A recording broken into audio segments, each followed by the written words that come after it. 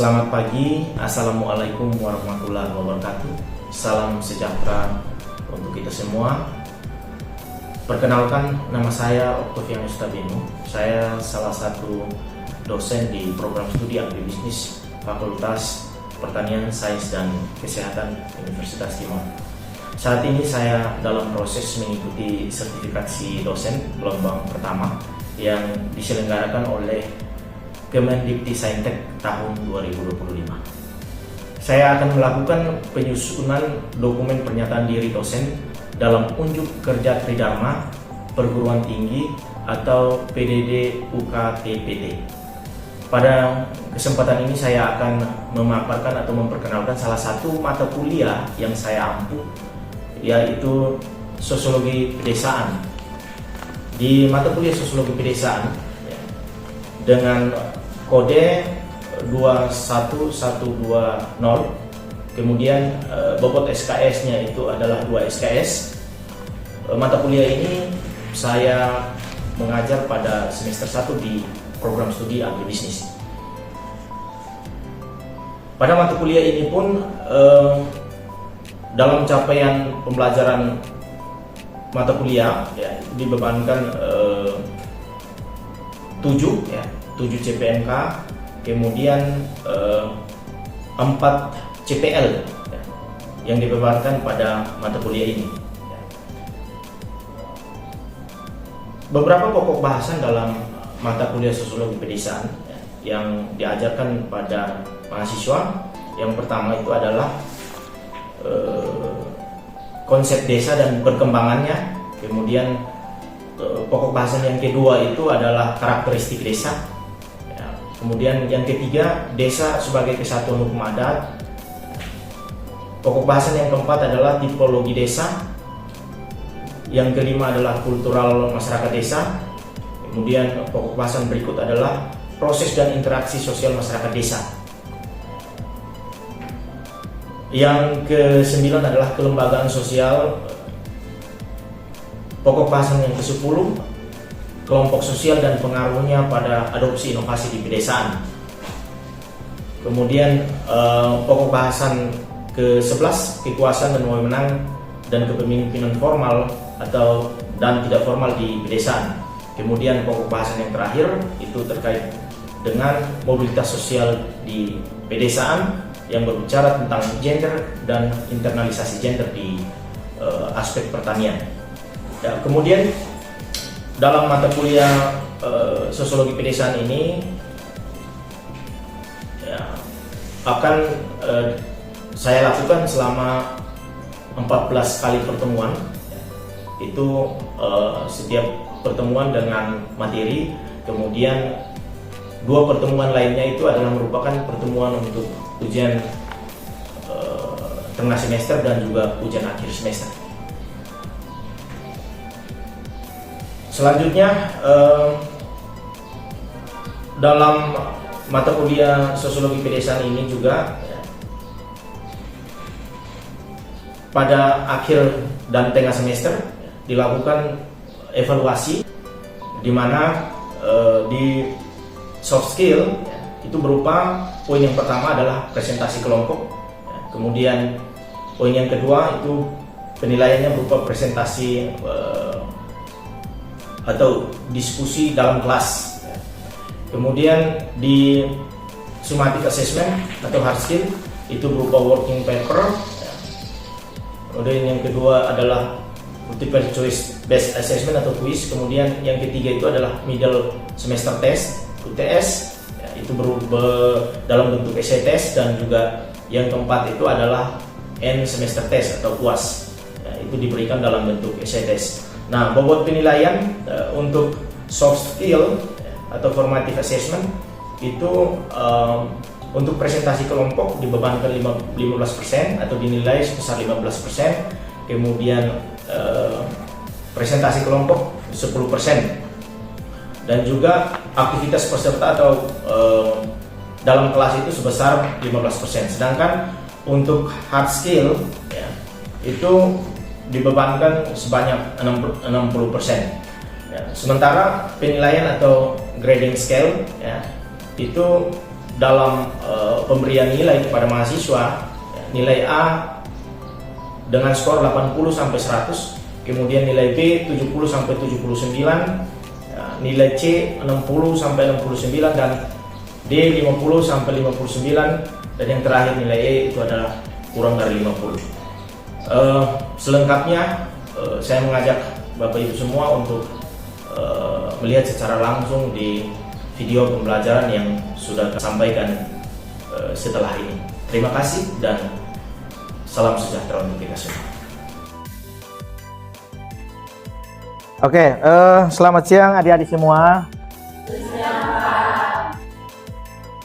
Pertemuan hari ini kita akan belajar tentang konsep atau sosiologi pedesaan yang adalah salah satu mata kuliah untuk semester ini. Saya harap adik-adik bisa mengikuti pembelajaran kita pada kesempatan siang ini dengan baik. Dan juga dalam hal pemberian materi pembelajaran kita, saya harapkan supaya adik-adik aktif. Aktif dalam artian ada hal yang ingin ditanyakan, saya berikan kesempatan untuk silahkan ditanyakan. Oke ya, bisa paham toh? Bisa. Oke, kita mulai. Konsep sosiologi pedesaan, mulai dari histori atau sejarah sosiologi pedesaan. Ada yang bisa ceritakan tentang sosiologi pedesaan itu datang dari mana? Ada yang tahu? Yosef, tahu?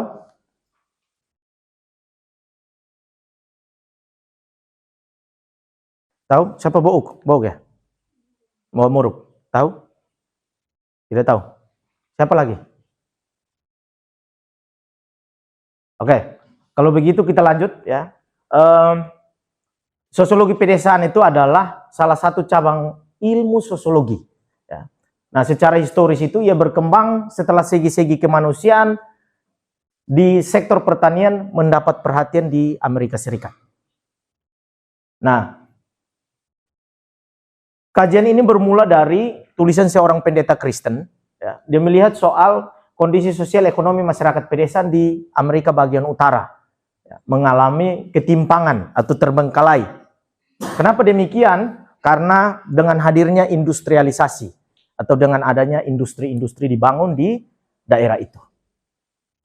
Maka tulisan pendeta Kristen tadi sebagai solusi atau memberikan pandangan terkait dengan bagaimana menjawab pertentangan-pertentangan atau ketimpangan-ketimpangan yang terjadi di sana. Nah, tulisan itu kemudian disebarluaskan di beberapa universitas, lalu dikaji oleh para ahli, kemudian menjadi konsep atau materi yang berkembang hingga hari ini. Adik-adik pelajari. Nah, itu konsep sosiologi pedesaan ini juga muncul pada awal abad 19 atau tahun 1908. Nah, dengan demikian maka kita dapat menyimpulkan bahwa konsep sosiologi pedesaan itu hadir untuk menjawab persoalan-persoalan yang terjadi dalam kehidupan masyarakat di pedesaan. Nah, itu sedikit histori atau sedikit sejarah singkat terkait dengan apa yang nanti akan adik-adik pelajari selama semester ini. Oke, kita lanjut. Nah, di sini konsep besar sosiologi pedesaan saya mencoba untuk mengutip dari beberapa para ahli, sebetulnya banyak. Cuman di sini saya melihat beberapa para ahli yang saya anggap mungkin agak sederhana bisa dimengerti, ya. Dari konsep atau pendapat Smith dan Sop, ya. Kemudian didukung oleh Wiratmaja, ya, di mana mereka mendefinisikan bahwa sosiologi pedesaan itu adalah ilmu yang mencoba mengkaji hubungan anggota masyarakat di dalam dan juga antara kelompok-kelompok di lingkungan pedesaan. Jadi ilmu yang menghubungkan anggota masyarakat di dalam kehidupan masyarakat pedesaan itu sendiri maupun dengan kelompok-kelompok di lingkungan pedesaan.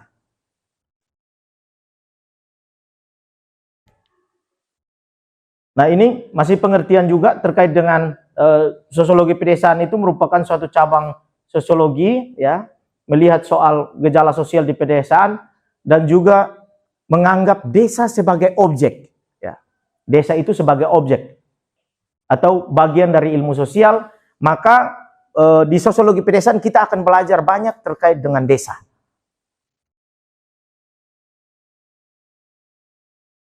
Ya. Nah, itu sedikit gambaran terkait dengan mata kuliah ini atau sosiologi pedesaan. Ada yang masih kurang mengerti atau ada yang ingin bertanya, silahkan. Ada, Pak? Silakan. Oke, baik. Terima kasih atas waktu dan kesempatan yang diberikan kepada saya. Untuk materinya, terima kasih juga. Pertanyaan dari saya, bagaimana sejarah terbentuknya sebuah desa? Terima kasih, saya kembalikan. Oke, baik. Kasih aplaus dulu untuk Yosef. Pertanyaannya adalah bagaimana sejarah terbentuknya sebuah desa. Ya. Jadi sebetulnya itu akan disampaikan, ya, pada waktu-waktu yang akan datang.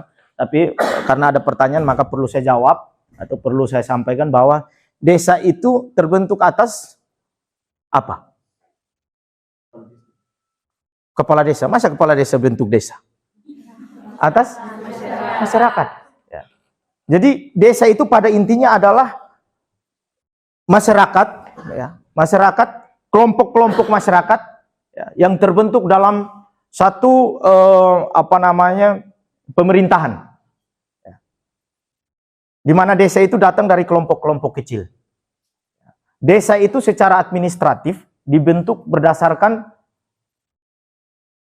aturan atau undang-undang yang dikeluarkan oleh pemerintah. Ya. Maka sebelum penjajahan Belanda sebetulnya desa itu sudah ada. Karena masyarakat kita sudah ada. Hanya di zaman sebelum penjajahan Belanda, ya, desa dikenal dengan apa? Dengan suku, ya, dengan kelompok-kelompok. Maka kalau hari ini adik-adik perlu belajar tentang desa, karena itu kelompok-kelompok tadi atau suku-suku tadi tergabung dalam suatu desa yang secara administratif sudah menjadi besar atau menjadi luas. Nah, itu nanti akan dipelajari. Oke, itu ya Yosef ya, pertanyaan tadi. Kemudian, nah ini ya, tadi sudah dijelaskan bahwa sosiologi pedesaan adalah kita belajar tentang objeknya adalah desa. Maka perlu saya sampaikan apa itu desa dan bagaimana perkembangannya. Nah ini menurut beberapa, ya, termasuk Bintaro kemudian Karto Hadikusumo, ya, ada pengertian atau definisi-definisi terkait dengan desa.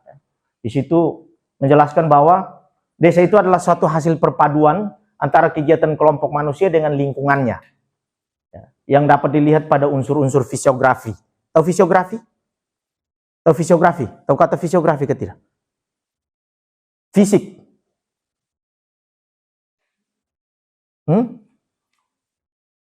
Ya. Fisiografi itu artinya apa? Fisik, lingkungan, atau secara dilihat dari topografi wilayahnya.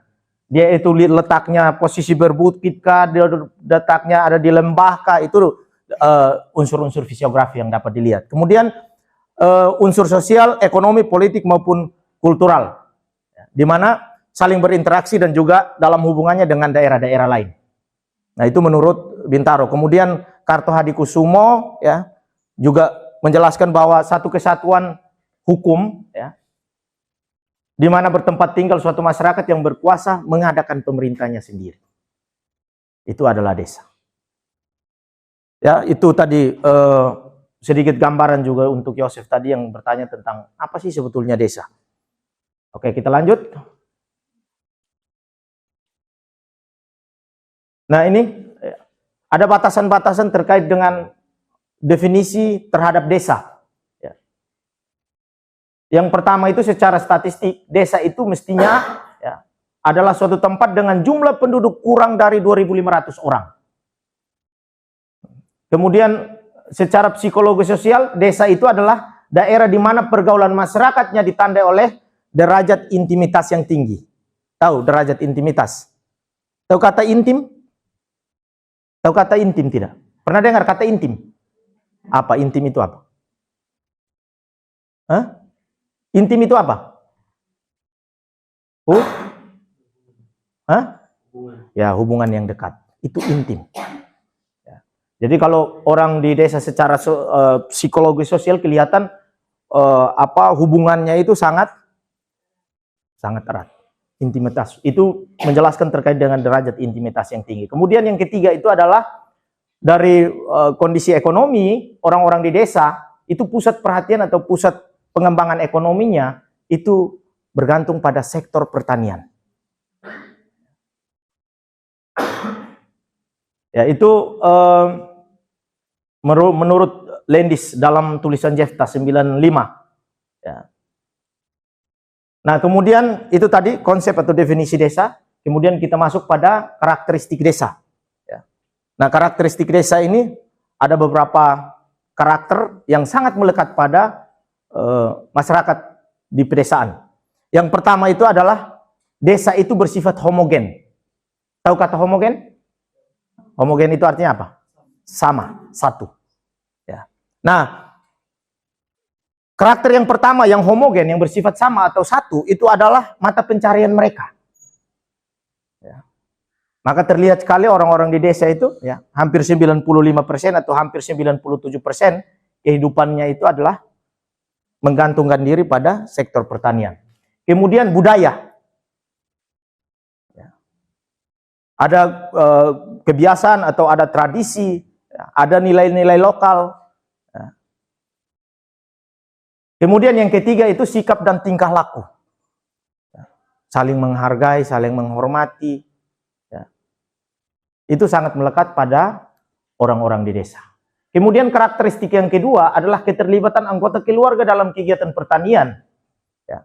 Orang-orang di desa itu ya, melibatkan anggota keluarga itu dalam hal bertani. Atau dalam hal pengembangan pertanian. Ya. Maka biasa ada istilah lama, istilah kuno yang sering digunakan oleh orang-orang di desa, bahwa semakin banyak anak itu semakin banyak rezeki. Kenapa demikian? Ya, karena nanti si A itu sebagai peternak, si B itu disuruh untuk jaga kebun, si C itu tempatnya di rumah untuk masak-masak, ya. Si D itu urusannya untuk jaga atau ambil kayu bakar. Itu kehidupan orang di desa. Iya ke tidak? Nah, itu kalau kalian tahu atau kalian dari desa pasti akan tahu tentang itu. Itu adalah karakter yang kedua. Kemudian karakter yang ketiga, ini hubungan keluarga lebih intim dan jumlah anak cenderung lebih banyak. Nah, kenapa cenderung lebih banyak? Itu tadi persoalan si A, si B, si C, bagaimana bisa mengatur urusan pekerjaan di dalam rumah, maka mereka menginginkan anak banyak. Ada yang ketawa-ketawa, Pak ini yang benar saja.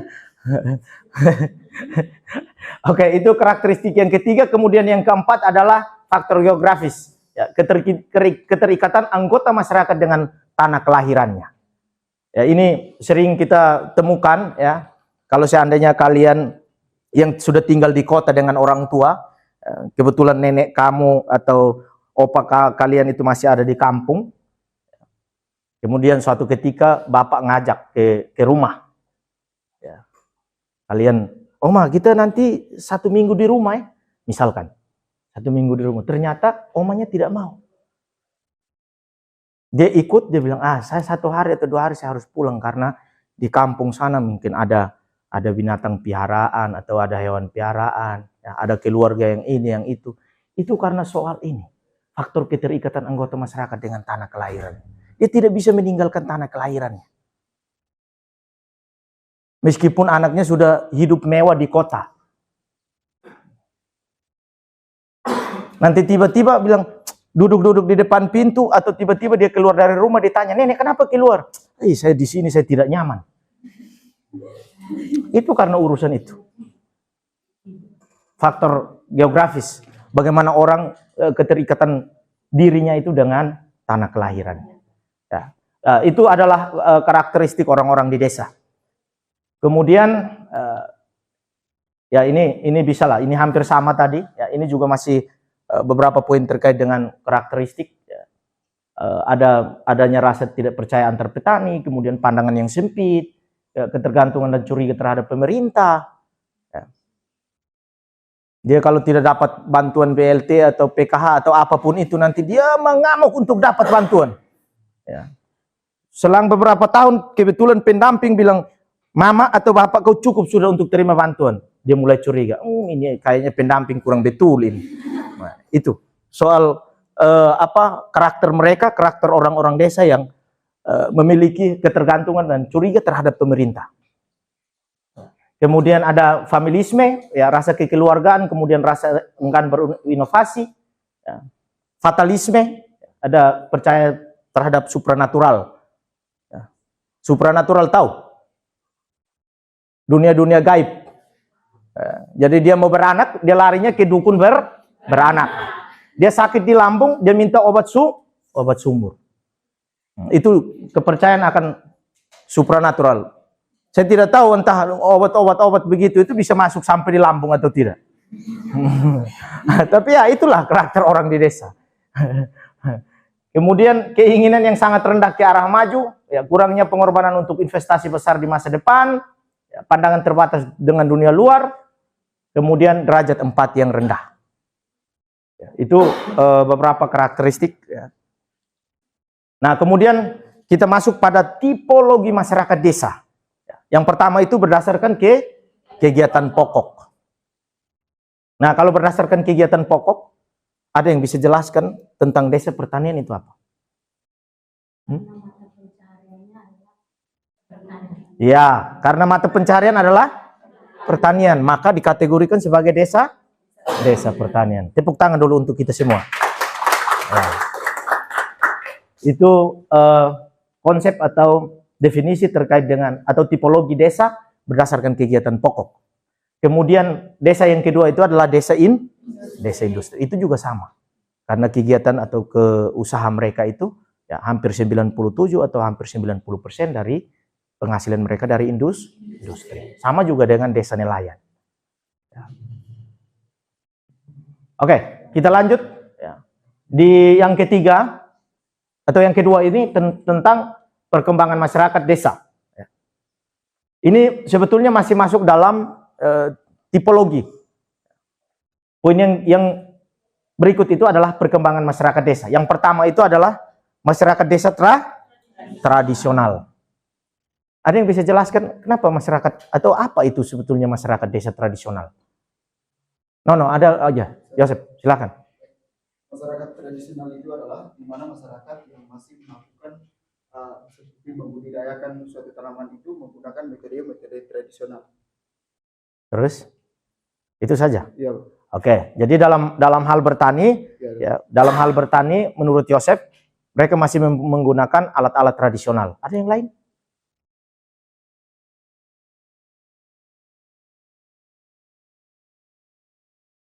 Oke, kasih tepuk tangan dulu untuk Yosef. Ya, jadi kehidupan masyarakat tradisional atau masyarakat desa tradisional yang disebut dengan pradesa itu memang kehidupannya masih serba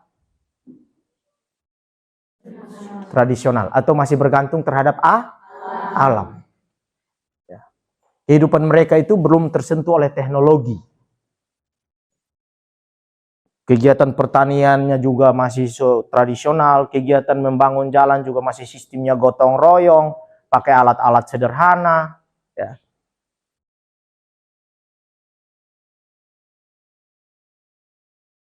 Ya, itu adalah masyarakat tradisional.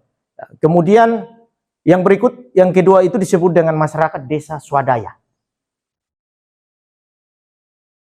Ada yang tahu sedikit tentang desa swadaya? Ya, desa swadaya itu adalah desa yang hampir 50% sudah mengenal perkembangan, ya. Tapi kehidupan mereka itu masih bergantung pada 50% masih dari alam, lalu 50% berdasarkan apa? ilmu pengetahuan atau konsep pengembangan teknologi. Ya. Sehingga di sini semua itu masih terlihat semua pekerjaan itu masih bersifat swadaya. Ya, itu adalah konsep masyarakat desa swadaya. Kemudian yang berikut adalah desa swakarya. Ya. Berdasarkan tahapannya, desa swakarya ini sebetulnya sudah masuk dalam kategori desa yang maju. Artinya 75% masyarakatnya itu sudah mengenal teknologi, ya, sudah berinovasi. Namun menganggap sumber daya alam atau lingkungannya itu ya, masih sebagai modal dasar mereka untuk mengembangkan yang tadi. Ya. Maka di sini terlihat ada gambar traktor, ya. Kemudian perumahan juga sudah mulai maju, ya. Pemukiman mereka juga sudah mulai maju. Itu disebut sebagai desa swakarya. Kemudian yang terakhir ada namanya desa swasembada. Ya. Kalau di desa swasembada ini, desa yang sudah maju, sudah mandiri, ya, sudah tidak bergantung dengan siapa-siapa lagi. Urusan kehidupan dia sudah ditangani sendiri secara mandiri, bahkan mereka kelimpahan sumber daya sehingga memberikan kepada orang lain atau masyarakat lain. Itu karakteristik desa swasembada. Ada berapa tadi? Ada berapa desa? 4. Desa apa dengan desa apa? Oke. Desa tradisional, desa swadaya, dengan desa swasembada. Oke. Oke ya. Ini poin terakhir ya untuk pertemuan kita. Sebelum itu ada yang mau bertanya mungkin? Silahkan. Baik, langsung saja. Di sini saya akan bertanya mengenai peran kaum muda terhadap pelestarian budaya pedesaan. Peran kaum muda? Ya. Oke. Peran kaum muda terhadap apa? Pelestarian? Pelestarian Budaya pedesaan. Sebetulnya sederhana saja. Sebagai kaum muda, ya, untuk bisa melestarikan atau untuk berkontribusi, ya paling tidak yang pertama itu adalah harus berpartisipasi terhadap pembangunan, apapun itu pembangunannya di pedesaan. Ya. Yang kedua itu adalah mampu ya, memberikan nilai-nilai lokal atau kearifan lokal, ya, menerapkan nilai-nilai lokal dalam hal pembangunan di pedesaan. Meskipun kita terkontaminasi dengan perkembangan zaman atau perkembangan teknologi, ya, kita harus mampu mempertahankan nilai-nilai budaya lokal kita sebagai wujud identitas pribadi kita, misalkan sebagai orang Timor, sebagai orang Dawan, atau sebagai orang Flores, atau orang Bajawa. Ya. Ya. Itu peran kita sebagai kaum muda. Karena nanti di generasi selanjutnya, kita kaum muda itu yang akan menggantikan posisi generasi tua hari ini. Ya. Oke ya, bisa paham toh? Oke, bisa paham. Maka di pertemuan yang terakhir, ya, di sini saya mencoba untuk melewati beberapa slide tadi, ya, sebagai tugas untuk kalian. Nanti di sini kalian bisa bagi untuk 6 kelompok. Ya. Silahkan bahas misalkan dalam hal pola pemukiman. Yang pertama itu kelompok 1, yang kedua kelompok 2, dan sampai pada kelompok 6. Paham ya adik-adik? Oke. Itu saja mungkin dari saya. Mudah-mudahan apa yang saya sampaikan pada kesempatan ini bisa dimengerti dan dipahami oleh adik-adik semua dalam proses pembelajaran kita. Dan terima kasih sudah hadir pada kesempatan ini juga. Dan selamat siang untuk kita semua.